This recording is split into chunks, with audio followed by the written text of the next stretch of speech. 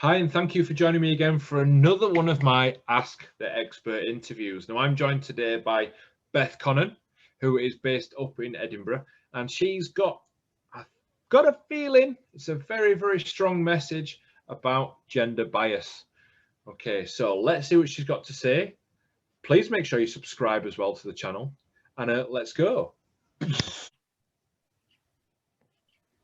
Hi, and welcome to another IDFM Ask the Expert podcast / video / I always do a different intro, so this is just me being normal and being me. So I have the lovely experience, and thank you very much for your time, of Beth Connon today. How are you, Beth? You good? I'm doing well. How about you? I am absolutely good, thank you. It's snowing outside, so it's been a bit of a changing day, but yeah. What's it like up where you are? Pea and rain. Rain. That's not surprising. I mean, that is surprising for Scotland, isn't it? Oh, 4 seasons in one day. It'll be snow by tonight. Glorious sunshine tomorrow morning. I know. What's it like?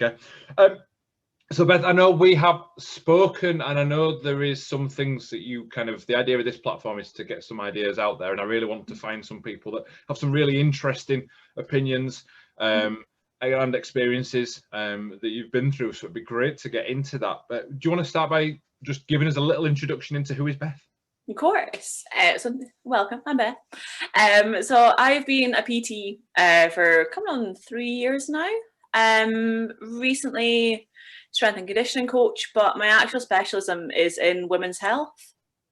It kind of happened very organically. Predominantly my client base is women in their 20s, kind of mid 30s.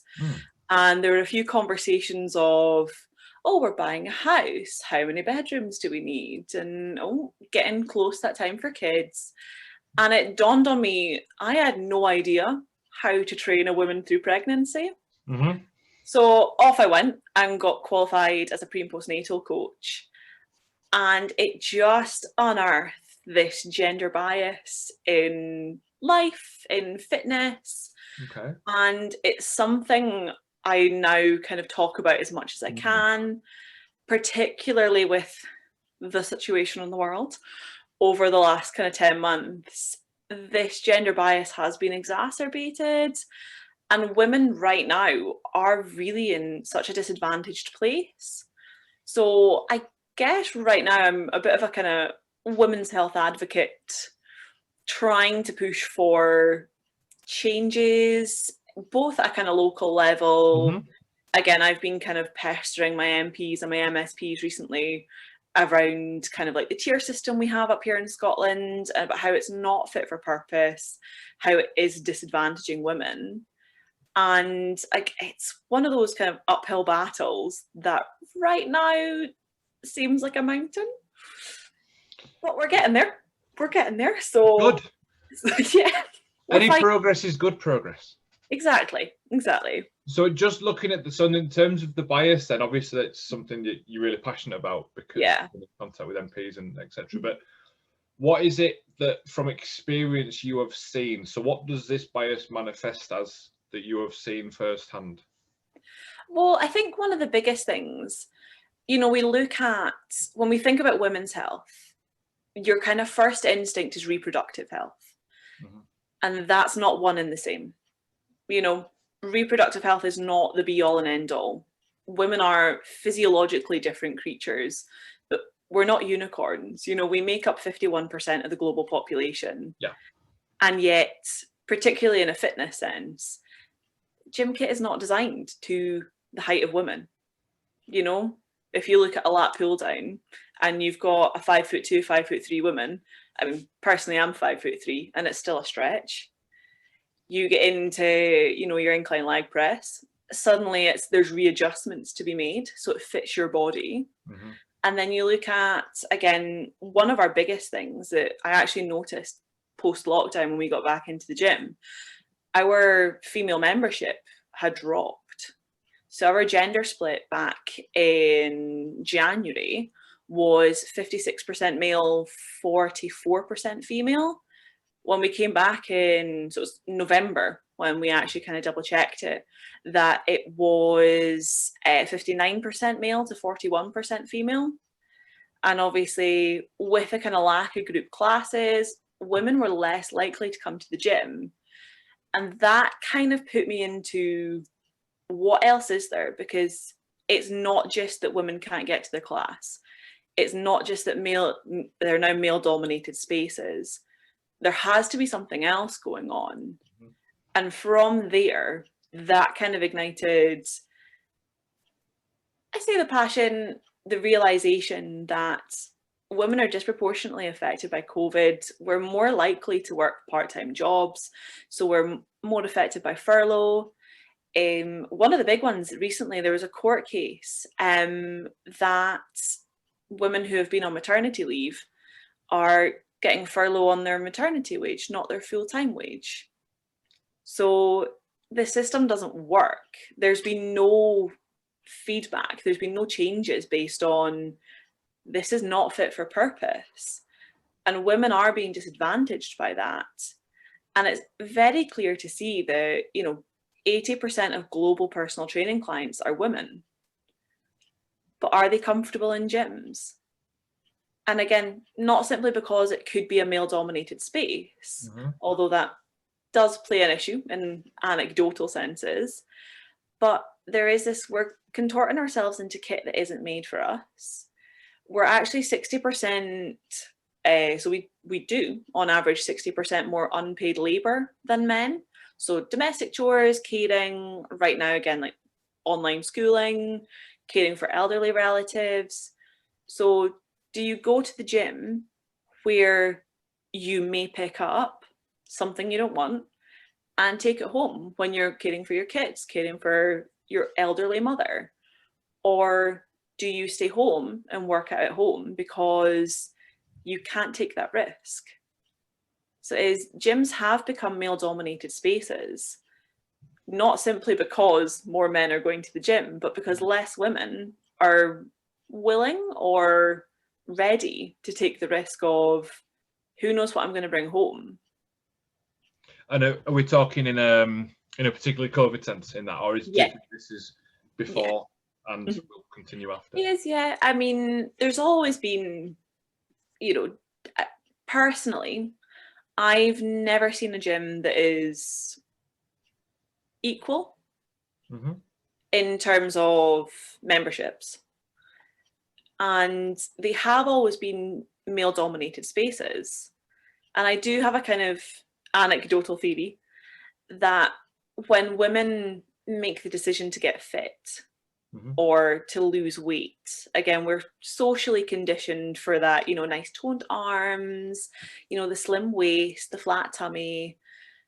We're socially conditioned that, oh, well, I'll go for a run, or I'll try out this class, I'll maybe do yoga, I'll do some bar, or I'll join the gym, but I'll only do classes.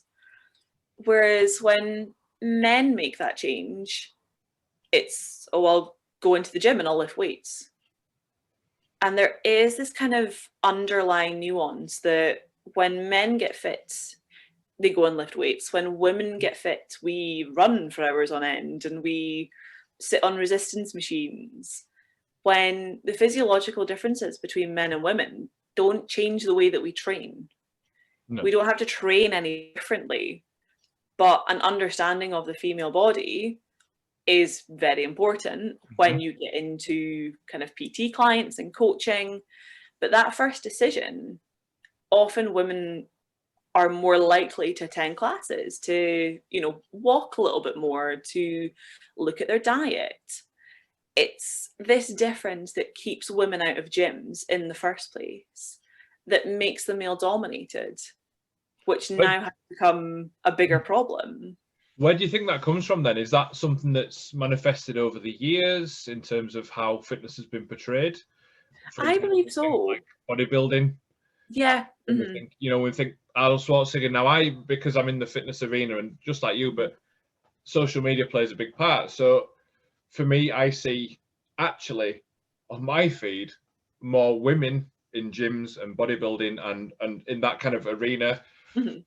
than I actually do men. Now, I'm not saying that's indicative of the world, because that's just based on what I've liked and what I've interacted with.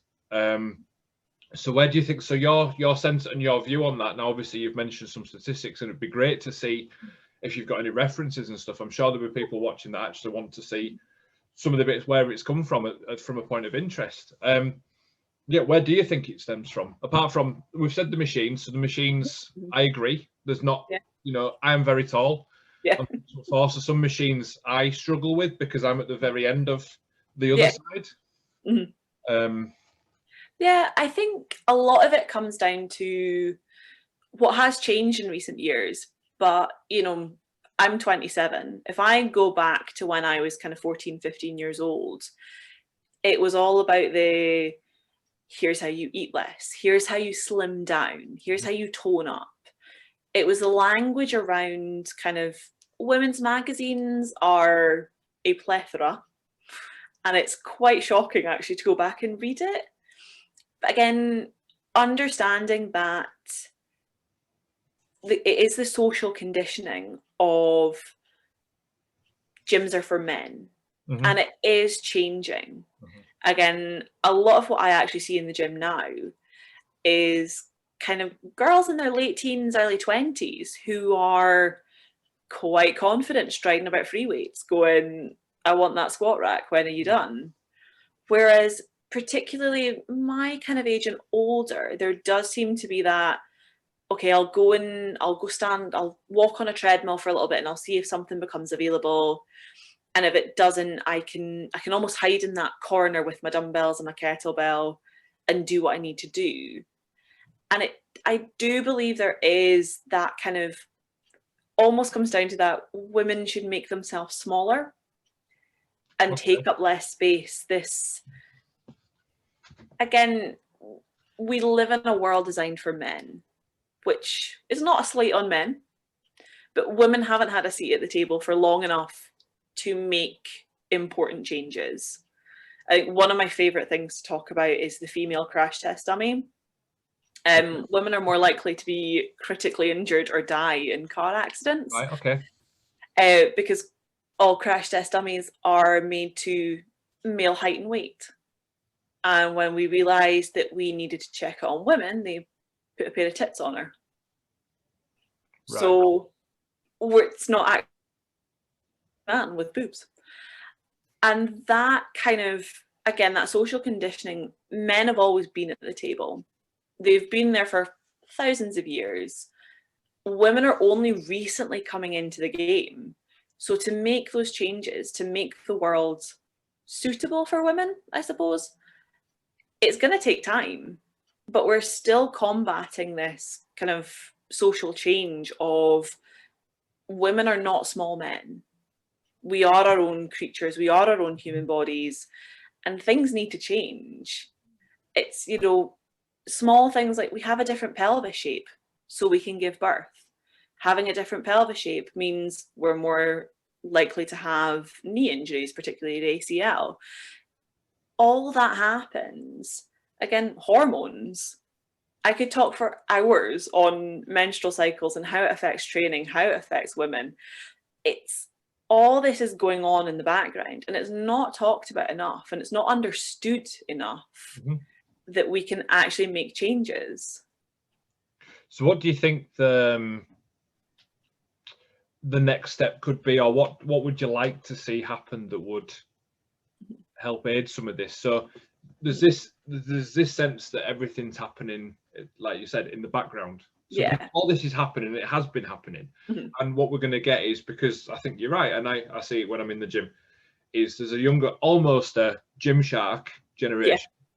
Which, everything's become a lot more popular, and Fabletics and other brands are available. But all these things, all this gym wear that is coming out, as well as we get other social influencers that are women, and there's a lot more looking at bringing that bias, changing that bias almost. So as we get that, then there are going to be implications. All these things that you're saying are going to come to the forefront sooner rather than later.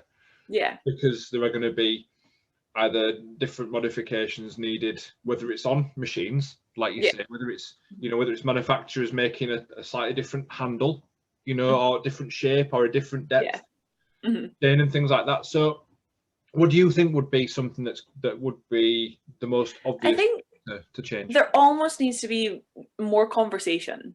Okay. We need to talk more about things that affect women.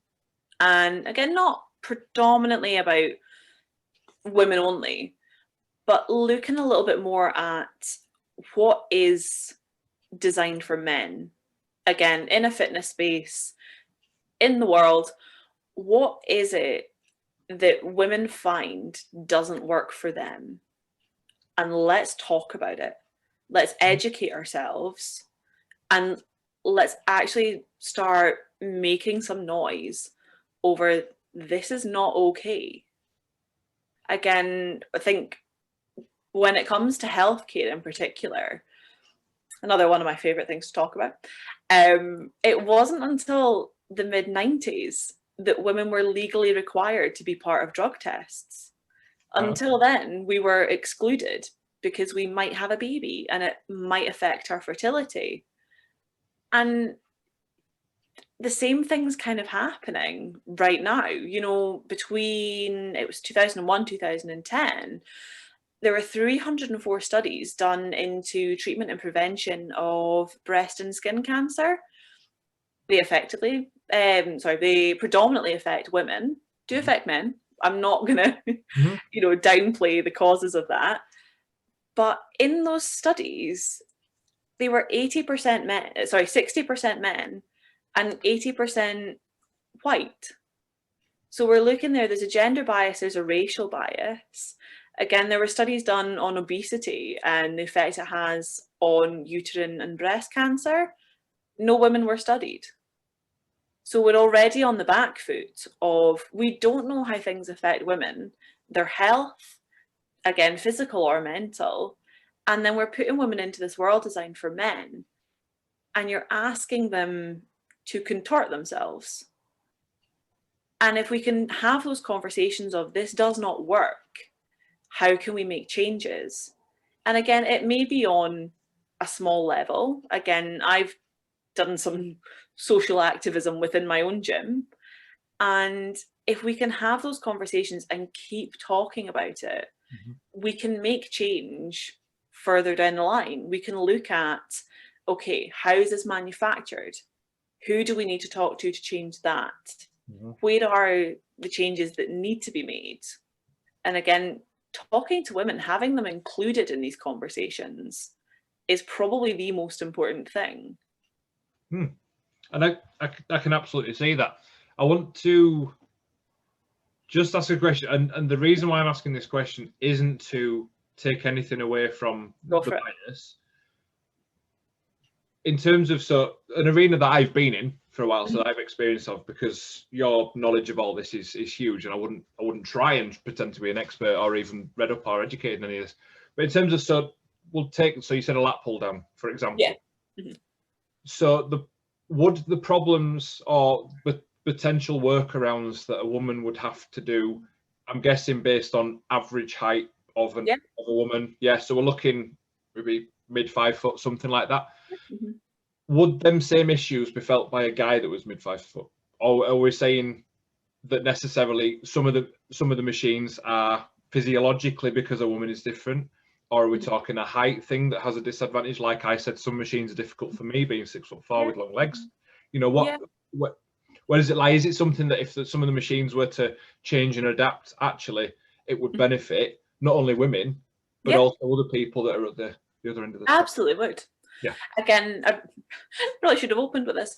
Again, a lot of what I say is generalized and kind of very stereotypical of men and women and the kind of averages that we get.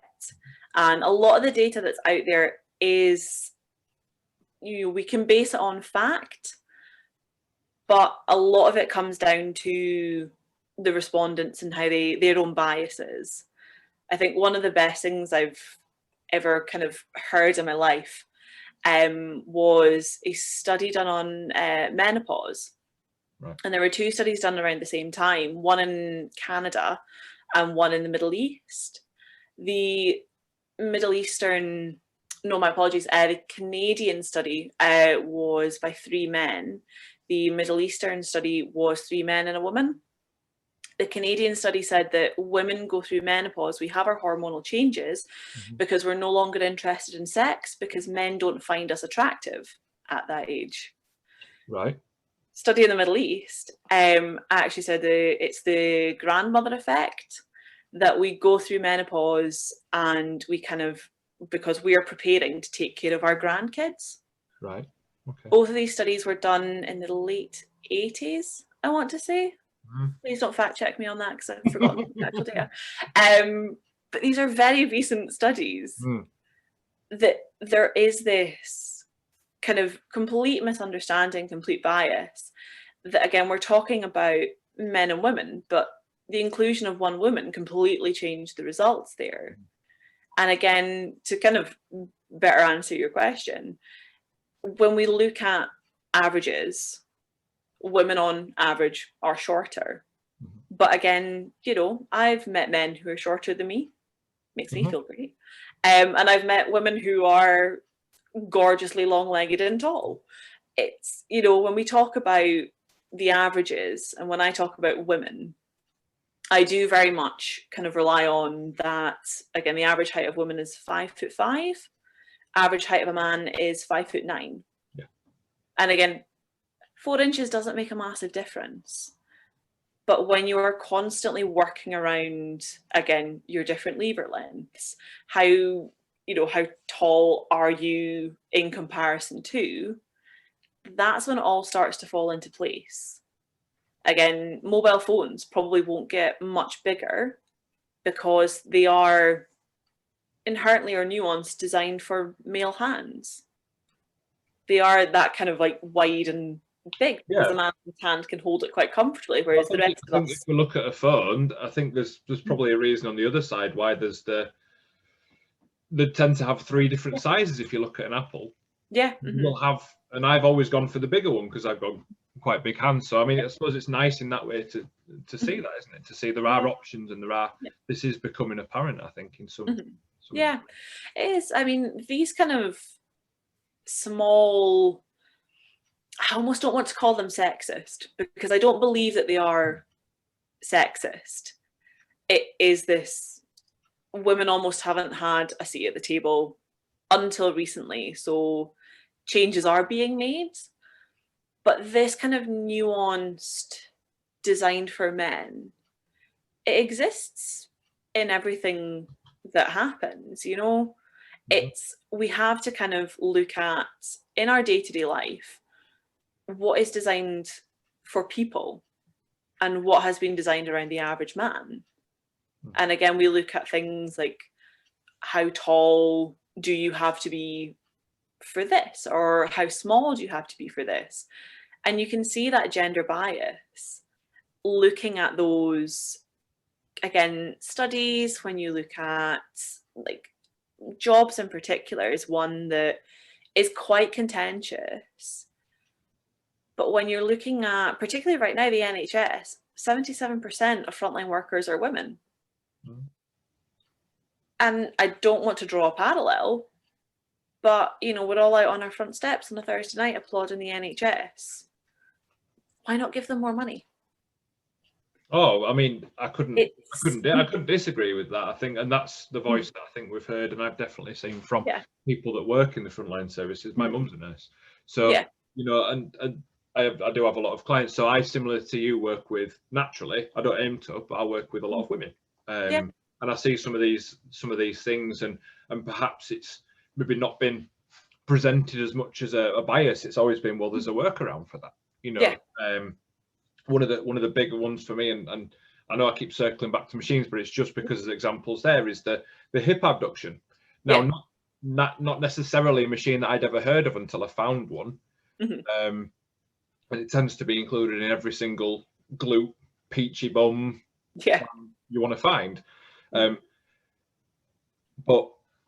if I try and use that, and actually some of my shorter clients try to use that, you actually have to stick maybe a boxing glove or maybe a pad or something in there for it to be able to work. So I think for me, if something has been based size-wise. So if we took something, for example, plucking something out of the air, if we said a sofa, right, okay, so we're going to design a sofa, so we're going to design to fit 3 adult males on there. Mm-hmm.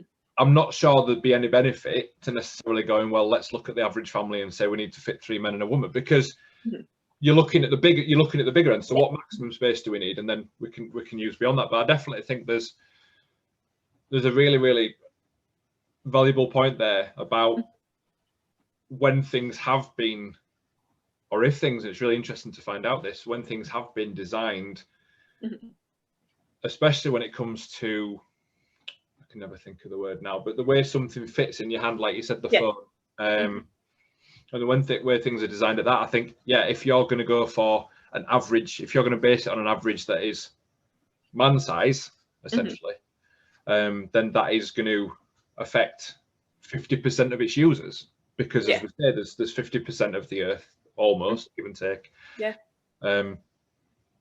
It's failing. Now, I just wanted to pick up on something you said earlier about the memberships. So membership gyms, so that there was that distinct difference, and when gyms reopened and there was less women coming back and classes, what is it, do you think, that gyms could do to make, so are we talking making them more women friendly, or is it less intimidating? Because I've seen gyms change over the last couple of years to less aggressive bodybuilding, that kind of feel of spit and sawdust. Now, not saying that there can't be gyms that aim at that and people can have their own niche and people can advertise to whoever they want, but if we're talking, so a chain gym, so we're talking someone like JD or, well, Exercise for Less before they were closed, what is it that, are they doing something wrong, or is there more that they could do to make it inclusive, make it approachable to everyone, men and women alike?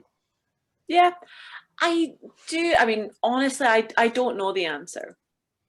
And I think a lot of it comes down to talk to your female members. Why do they want to be there? What is it that's drawn them to this gym? Because I remember reading, this was about 2 years ago now, people choose a gym based on price and proximity. So is it close to home? Is it close to work? How much is it going to cost me? Those are the kind of biggest drivers of why am I picking this gym? But we can also look at, do you have an enclosed free weights room? Can we get rid of that? Because what was traditionally called the women's only area. Yes, this kind of female friendly space. Get rid of them. They shouldn't exist, because the gym is for everybody. Healthcare is for everyone. It is not one size fits all, but it is for everyone. So talk to your members, talk to the people who are there and ask, does it work? Do you enjoy this layout? Is this working for you? Is there something else that you need? Again, a gym I was in had, again, this was a couple of months ago, so post-COVID, they had put 2 racks of 1 to 10 kilo dumbbells. There was kettlebells up to about 14 kilograms, fixed barbells, a couple of benches, and then a ski ergo rower and an assault bike. And it just very nuanced was, women in here, please.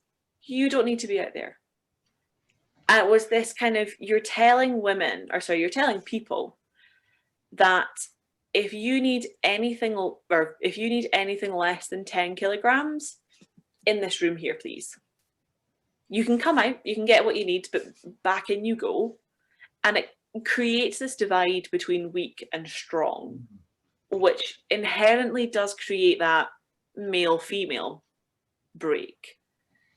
And again, by kind of making it in an enclosed space, there does become that it's comfortable in here. Nobody's going to see me. So I don't really need to worry about what's going on. This is a safe space. Whereas the whole gym should be a safe space. The entire gym should be somewhere people feel comfortable. And again, like I say, I talk about women, but what about the young lad who's just started up his gym membership, doesn't know what he's doing, has come by himself or with a pal for the first time? you're almost cutting him off from, oh, I could be like that. I could be as strong as him, her, them. You're cutting them off by shepherding them into a room. They don't get to see what could be.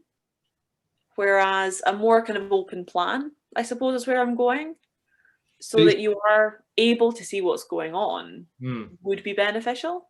See, it's interesting because from what I understand, the reason them separate areas came in was to make people that were less confident and, I suppose, intimidated by what used to be the gym setting, make it a slightly more friendlier place. So I suppose as we see gyms changing and becoming a lot more, and I think they are a lot more unisex. I think unisex would be quite a good word to sum it up, because there are, you do get classes, and I do see, whenever I've been to gyms with classes on, it did tend to be, what I saw, a higher ratio of women to men in there.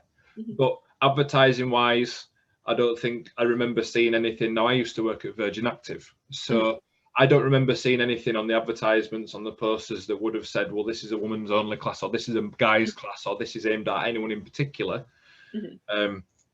Apart from, interestingly, when you see a lot of the Les Mills type stuff that I saw, was a lot of there was a lot of strong, powerful female imagery associated with it, which I think is amazing.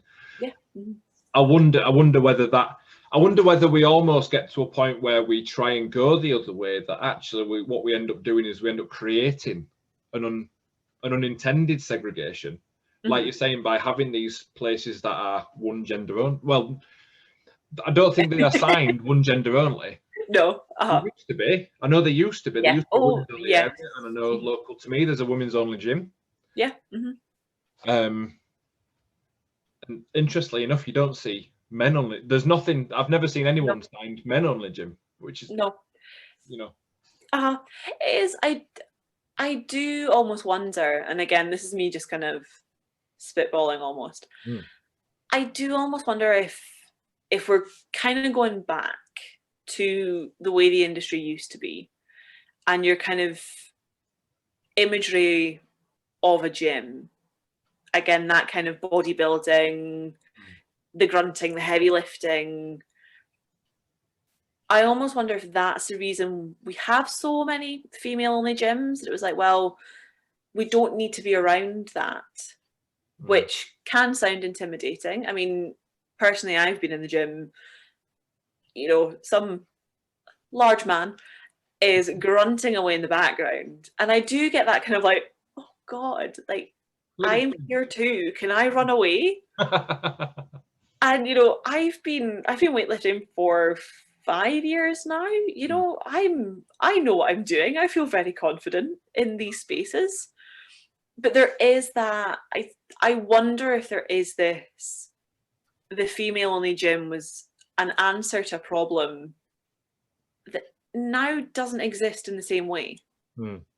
Now that we have, and I think social media does have a lot to say for this, now that we can promote, again, strong women as well as strong men, we know the name, like CrossFit athletes, strong women, they're more household names now.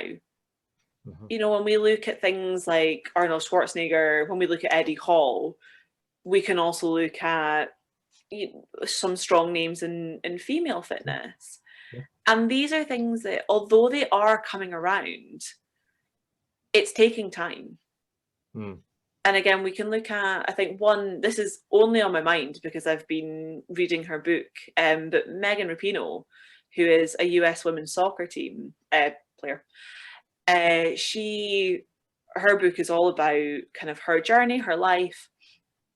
The actual numbers completely escape me, obviously, now that I'm on the spot. But again, the FIFA Women's World Cup is a far more incentivized game, because they have to fight for the publicity, they have to fight to be shown on national TV.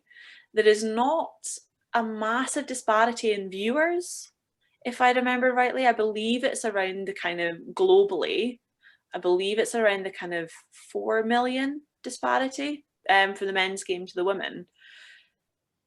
But I want to say that the 2019 FIFA World Cup, Women's World Cup, which was won by America, their take-home pay from that was, I want to say, a good kind of like 80 million less than the men's. 80,000. I would fact check that.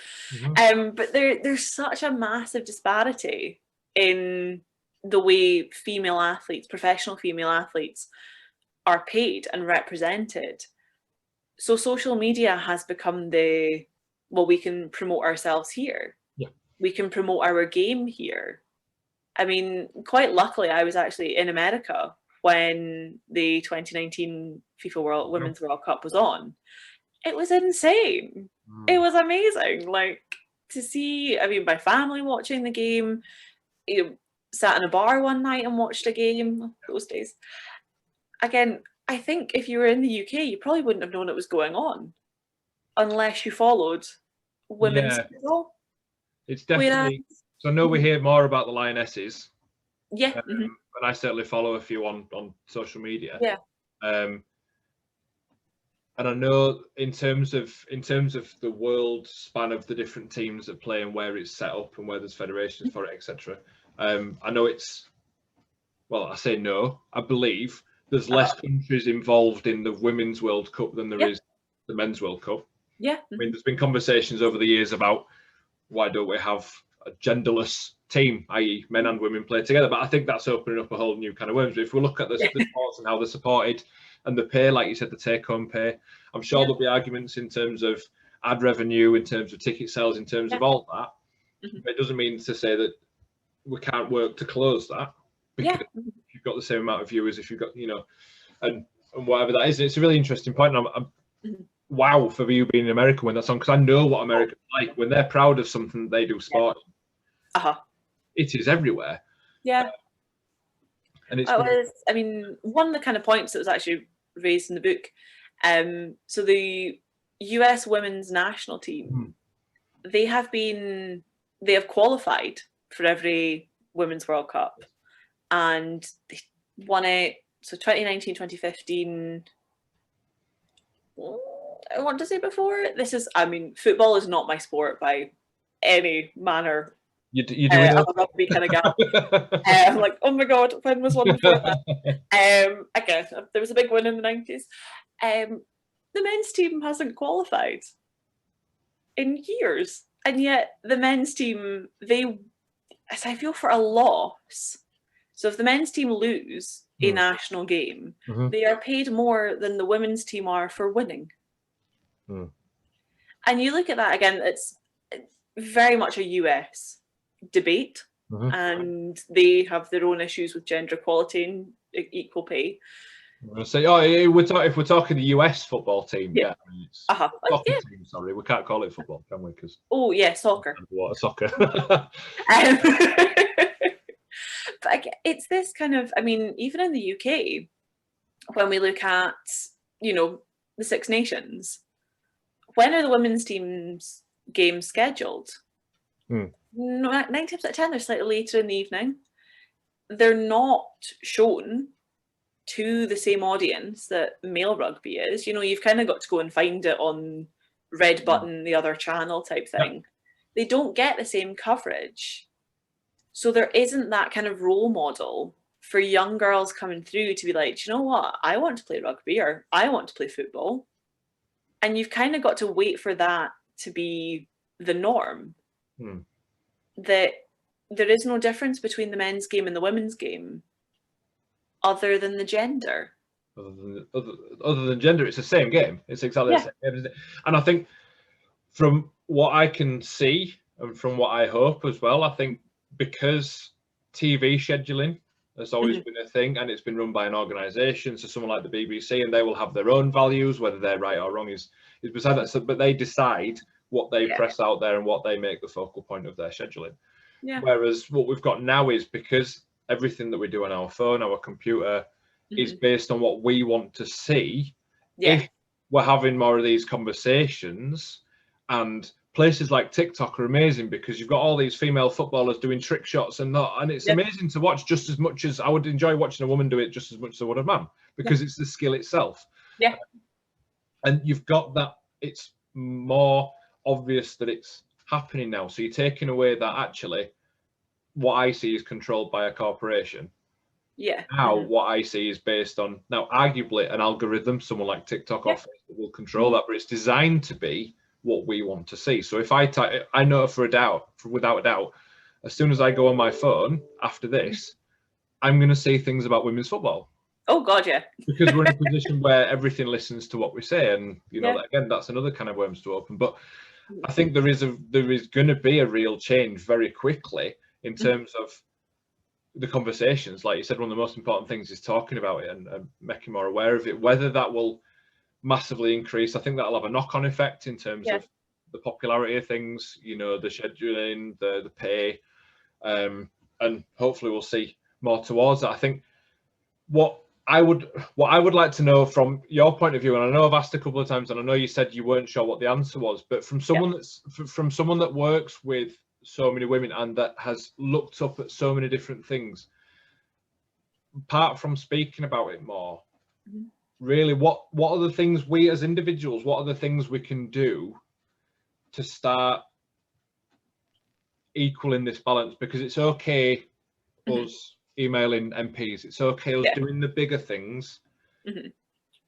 but what can we do, or is there anything that we can do as a society in general, as individuals, as communities? Is there anything we can do in your mind that would start to remedy this, you know, so we can take control of this and we can start changing? I think on a personal level, I think women, because of the disparity in healthcare, I would say my biggest thing for women is know what your normal is. And if you have issues, or if you have an illness, track your symptoms. If something is not right for you day to day, write it down. Start to figure out what's normal for you. Because if we can blanket statement it, women are not understood. We're misrepresented and misunderstood. So on a personal level, we need to know what is right for us so that we can advocate for ourselves. For men, particularly I would say male coaches, speak to your female clients. Go and learn a little bit more about female bodies, menstrual cycles, hormones, and ask questions. And if that's looking like there is something missing in your knowledge, go and fill that gap and kind of look at where are you seeing these benefits of your gender, and kind of raising awareness. Because right now I do feel that a lot of this is kind of written off because people don't see it or people aren't aware of it. And if we can start to highlight these, and again, through conversations, but make your voice heard. If there's something that is not working for you, or if you see a woman struggling with something, be aware of it and just understand that there are these gender biases in day-to-day life. And again, many women are more than capable of dealing with them, but we shouldn't have to. You know, I think one that just popped into my head there, how many pockets have you guys got in clothes? And we are being... I mean, I wear shorts, so I've got two. Yes. Yeah, again, it was something I saw on TikTok. Again, poor girls with all the hands and things slotted into different fingers because we're so used to not having pockets. Things like that. But I would, on just an interesting counter to that, if I was to wear something, so if I was to wear, not that I own leggings as such, but they also don't have pockets. Yeah. So ones that I would wear. So I think not that necessarily we need to be careful because there's a message to go out there, but I think certain things that absolutely should have more pockets. Now, actually, just going with the Scottish roots there, I've worn a sporran and a kilt, a full kilt, 3 or 4 times. Nice. A sporran, i.e. a man's handbag on a kilt, is essentially, it's a useful space, is amazing. So I might just go and buy a handbag and walk outside. Not for the point of, me being a man, but actually having that space is really, really nice to have. Really interesting point where you said on a coach's point of view, because as a coach, as someone in the fitness arena, as someone that helps women and men, there are going to be differences, and there are ways out there for you to be able to expand your knowledge. Now, there is an argument within me to say that actually, let's flip this around a little bit and say, if you're working with a coach who doesn't understand, then it's important to understand that there are differences. You are going to have to do things differently. And if you don't feel the support is there, then let's try and have the confidence to either ask for it or find another coach that does. Because by and large, coaches are self-employed. It's their own business, and they will niche in whatever. You can't be trained in everything. Oh God, no. So I'm going through my pre and postnatal at the moment. So, and I know there are certain things, and I see all the warning stuff on the course, and it scares me. It's all the things that it should stop, counterindications to training and things like that. And I'm like, okay, we'll work through that. But that's the excitement of learning. But there won't always be people. So I'm a big believer in control. And being in control is the best place that you can be. It's the most powerful place you can be. And it's where you can get the most, not necessarily justice from the world, but the most value from the world. And I would add to what you've just said there. So you've said a great message to coaches. Absolutely. There are online pre and postnatal. If you're sat at home because you're not able to work in a gym at the minute and you're interested in it, go and find an online. And actually, I will stick one in the link below as well, because I've got a friend that owns a company that does it, which is great, which is fantastic.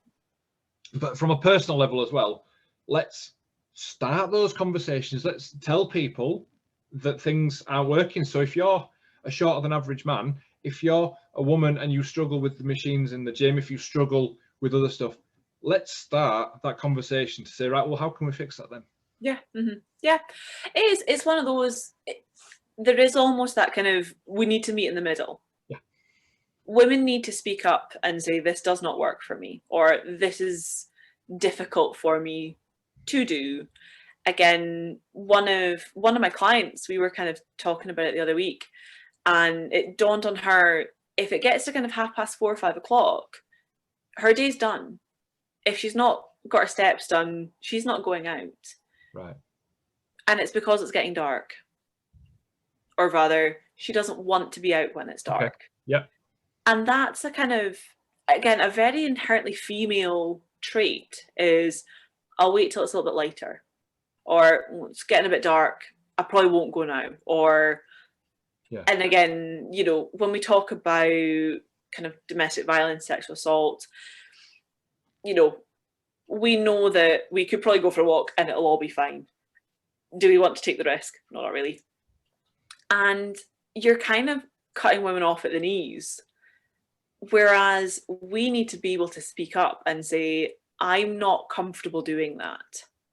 And I think there is that kind of meet in the middle of, particularly, I mean, from coaches, each gender, male and female, whatever you identify as, if you are a coach, if you're working with people, understand your client's boundaries.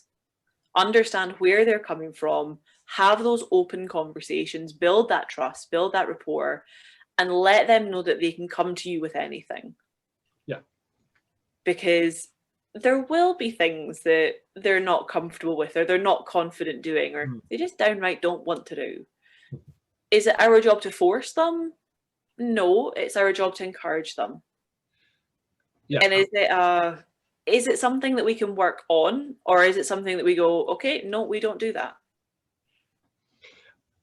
I think what you've just described there is what I would, my impression of some of the best traits that a coach could have, or someone that's working in that arena. And there are many that don't have that ability, because I think that takes an extra ability of that person to be able to create an environment that feels safe, to create an environment that there is that open line of communication where both of you feel comfortable enough to open conversations. I've got some great friends, and I've friends for life from just working in a personal training space with someone, and it can happen.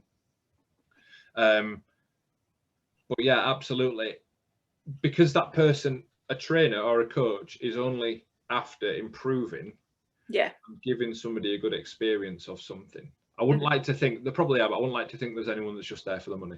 Oh, it's blatantly obvious, and I would just move on from that person. That would be my advice. But again, everyone's different.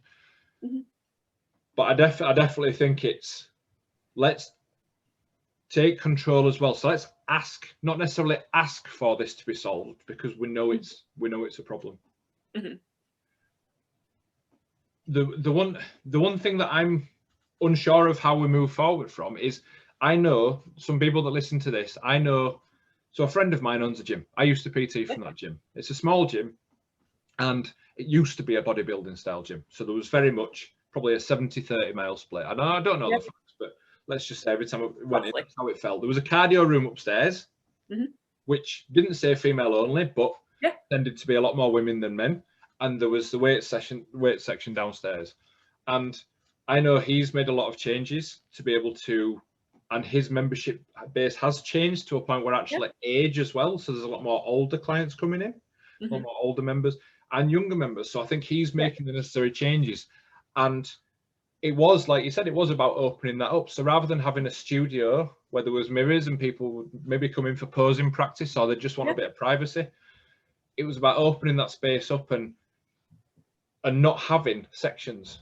But I think there'll be some people that are creating these female spaces because some of their members may have asked for it. You know, so, and I think it's a very personal thing, not in terms of when you're talking about the chains, because the chains are all decided, the big box gyms are all decided from head office, and they look like what they look like.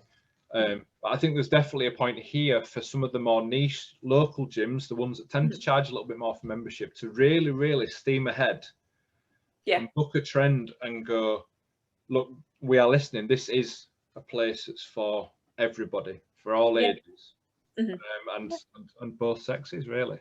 Yeah, of course. I think, I mean, one of the best things, I mean, there's a kind of smaller gym I was in a while back now, so it may have all changed. But they had, so their prone hamstring curl, where your head was backed onto a squat rack. I'm like, regardless of gender, who wants their face looking at someone's arse? Backside, yeah. Really? That's where we're going? And I think if you can start there, you know, have a wander around your small gym and go, where is everyone's heads? What are we looking at? Can we, again, position kit so that you do get that element of privacy, but it's an open space. You know, are you kind of, or have you got like two heads looking at one another? Could feel a little bit awkward. I mean, if you and your pal are training, fine, that'll be nice. But if it's you and someone you don't know, to suddenly be staring at them, it's, and again, female to female, male to male, male to female, doesn't matter. It could be intimidating. And I think that's where we need to go. We need to kind of be aware of a gender bias and look for, how do we make these gender neutral spaces? How do we make them inclusive so that everyone does actually feel welcome? That we can say, we are doing everything we can. Again, even something as simple as, in a smaller gym, a suggestion box or email addresses readily available. Ask for feedback. You know, that's, as coaches, that's what we do. You know, how is it working? What can I do better? What do you want? What do you need? If you need anything, you know where I am. Here's my open line of communication. Let me know. And I think it's something, when you get into that, I don't want to kind of generalize, but maybe when you've spent money, investments, you've built something you're proud of. Do you want to open up for criticism? Probably not, but that's the time that you should. That's when you should be saying, here's my shiny new thing, look at what I did. What do you think? How can I make it better? What is it missing? I think that's a lesson in business overall, isn't it? Anywhere where you've got customers paying for a service, the customers are probably, they are the ones on the ground that see the things that could be changed, or at least give the ideas to be able to go, well, okay, let's look at doing this slightly differently. Yeah, it is. I think be aware of a gender bias, but ask yourself, how do you make your space as comfortable for the bodybuilder who is a week away from competing and the newbie who has walked into the gym for the first time? How do you make it comfortable for both of them? And I think that's where we kind of need to get to, through conversations, through feedback, through criticisms, through what works for everyone. So almost summing that up then, the answer could well be being aware of it, being aware it exists. Putting up conversations about it and actually thinking about it. And I suppose that itself will, once that awareness is there, well, it increases. I'm no doubt. I'm not saying the awareness is nil at the minute. I think. Oh God, no. It's a big fish to fry, you know. Yes. But absolutely, as we see, you know, more and more. As I said, I love the fact that I see as many men as many women training. You know, whether it's doing it for weight loss, fat loss, exercise. Whatever it is, it's owning it for me. If you can do something and own it, you absolutely, I want to see it. You know, I want it to come across. So it's just very interesting, and I wondered whether we'd touch on it, and we have done. It's very interesting, the female only parts, and we're not going to go on for too much longer because I think we could literally go on all day. It's the answer, which was a female part, which made people feel safer because they weren't near the predominantly alpha male part of what a gym was, now actually needs to close and to become more open space, so more inclusive. Which weirdly sets itself a little bit of a paradigm with mobile phones, which started off massive, like Don Jolly style, big aerial, went tiny, so you could only play Snake on it, to then he's going big again. So it's funny how the generations change things to actually go back to, they might not have been broken in the first place, but maybe we needed to go through this journey to learn actually what we should and shouldn't be doing, and what is going to, and I think the overall thing is to make sure it's inclusive to everyone. Is again, you know, it can all be summed up as it's never going to be one size fits all. We need to look at what is the demand and where do we need to spend time. And right now, again, we've both seen the changes in the industry, and it is heading in a good place. How do we speed that up?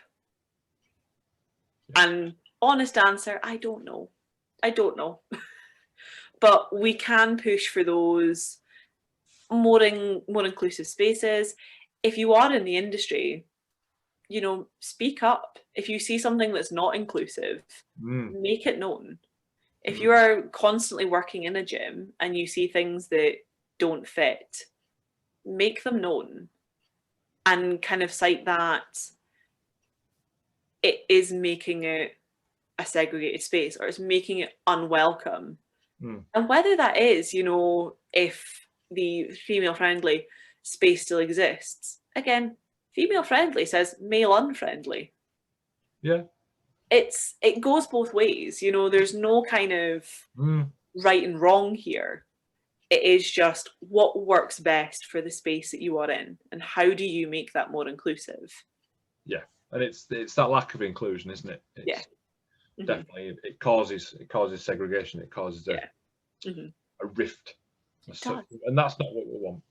No, not at all. Because I know I must see 10, 12. Now I'm a fairly big guy, but no matter what strength goals or whatever power goals, I'm constantly seeing men and women, probably more women nowadays actually, that are lifting way more than I ever will. And I'm like, wow, that is amazing. You know, and there's nothing hits me. There's nothing, thankful that nothing hits me and goes, oh, I'm less of a man, because I think we're finally almost past that. And I like that. But now is the next step to just make everything inclusive. And I really like that. And I think this has been one example of a space where raising the awareness, I think really ridiculously cheesily, I'm going to say anyone that listens to this or watches this, if they leave any comments or can message me, or even you, if they want to message you, how can they get in touch? Oh yeah, get in touch, please. Instagram, again, all my contact details on there. So yeah, I'm just at Sweat with Beth PT. Fabulous. So that's where the conversations can start. So we could do our own little part in making a big change. So then kind of snowball and affect things. And I think it's a really important point you've made.